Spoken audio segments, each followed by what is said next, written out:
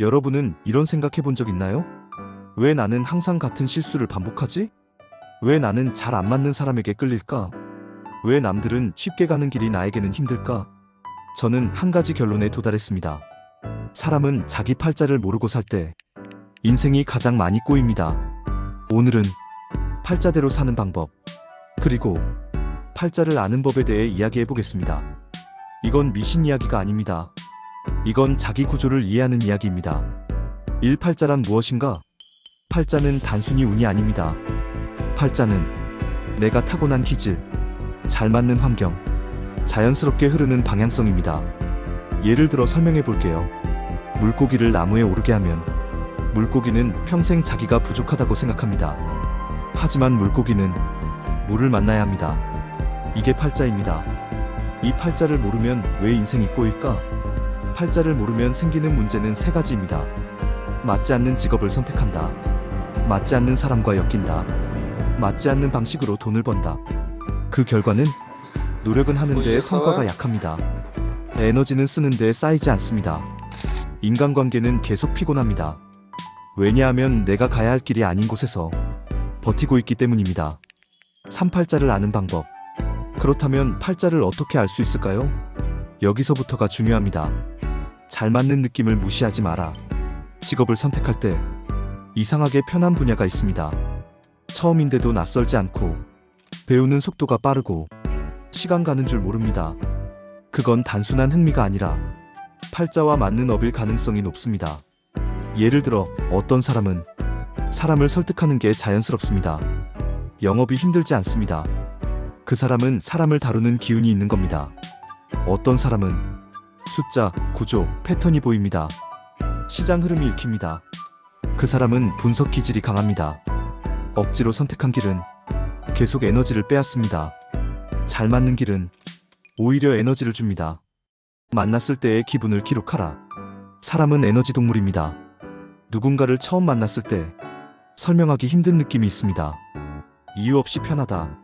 이유 없이 불편하다. 말은 좋은데 묘하게 피곤하다. 이상하게 기운이 빠진다. 이건 무시하면 안 됩니다. 기분이 좋지 않은 사람은 나와 결이 맞지 않거나 에너지를 빼앗는 사람일 확률이 높습니다. 특히 이런 사람은 조심하세요. 처음엔 과하게 친절하다. 내 속도를 존중하지 않는다. 나를 자꾸 조종하려 한다. 나를 작게 느끼게 만든다. 팔자와 맞는 사람은 함께 있을 때 자연스럽습니다. 설명하지 않아도 이해됩니다. 그리고 이상하게 일이 풀립니다. 반복되는 패턴을 분석하라. 팔자는 반복됩니다.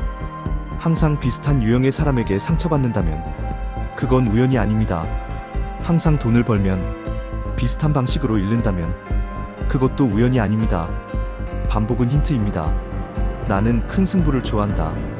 나는 안정이 안 되면 불안하다. 나는 인정받아야 움직인다. 이걸 솔직하게 인정해야 합니다. 팔자는 바꾸는 게 아니라 이해하고 활용하는 겁니다. 4팔자대로 살면 생기는 변화.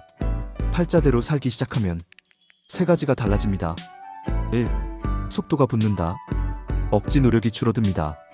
집중이 오래갑니다. 2. 인간관계가 정리된다. 불필요한 관계가 사라집니다. 나와 맞는 사람만 남습니다. 3. 돈의 흐름이 달라진다. 에너지 낭비가 줄어들면서 수익 구조가 선명해집니다.